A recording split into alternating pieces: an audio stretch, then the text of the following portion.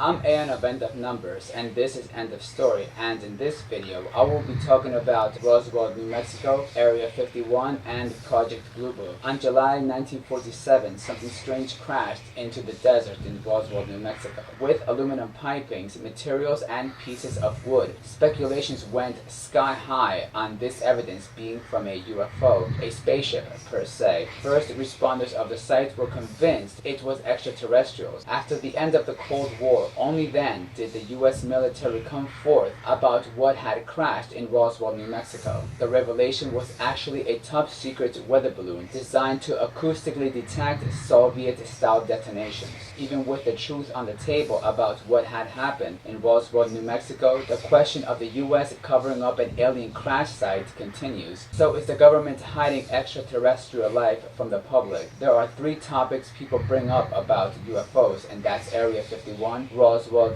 New Mexico, and Project Blue Book. Number 3. Most military test aircrafts are always misidentified as UFOs. For example, people report of a triangular-shaped UFO. The stealth bomber and the F-117 fighter also have a similar shape to the so-called space aircraft. The reports of the Roswell crash in June 14, 1947 are as follows. About 10 days after the crash, pilot Arnold, up by Washington State, giving the first modern sightings of UFO phenomena. A guy by the name of Mac Brazel, who had a ranch around the same area of the crash, happened to discover the material at the scene and didn't think anything of it. But after hearing about pilot Arnold's report, he went back and collected pieces of the debris. Major Jesse Marcel at Roswell had acquired the material from the site, which was Scotch tape and was misinterpreted as hieroglyphics. The tape that was found was also used by a toy company in New York City. The weather balloon that was being tested had a secret component that was being experimented. This was reported by a man named Charles Moore, and he didn't even know what the name of the project was, which was called Project Mobile,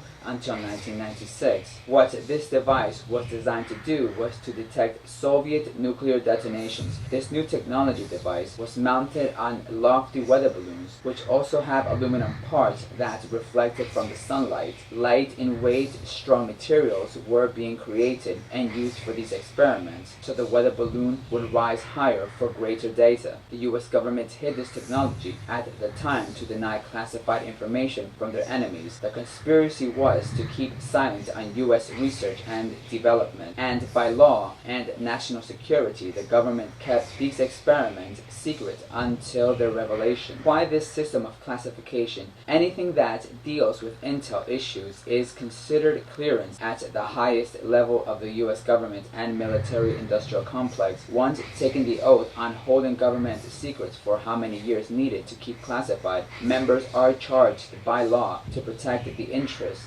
of U.S. development and the safety of its people. The purpose is to hide and deny spies from getting intel on U.S. technology. Number 2. Project Blue Book. The military was forced to take on Project Blue Book, which began in the early 50s. There was a great concern about Soviet behavior. By 1955, the U.S. had the development of the U-2 aircraft. This aircraft was designed to fly higher of any other plane or jet of its day. Commercial aircraft only flew up to the height of 30,000 feet. Now imagine, for its day, the U-2 aircraft flew to the height of 60,000 feet, which at dawn pretty much looked like the so-called UFOs. The first of the U-2 crafts were of the color silver, which was very shiny. The military was not worried about them getting shot down because at the time nothing was able to fly at those altitudes. In conclusion, Project Blue Book was a reluctant effort by the U.S. military's concern for the safety of the nation and nothing else. The Air Force understood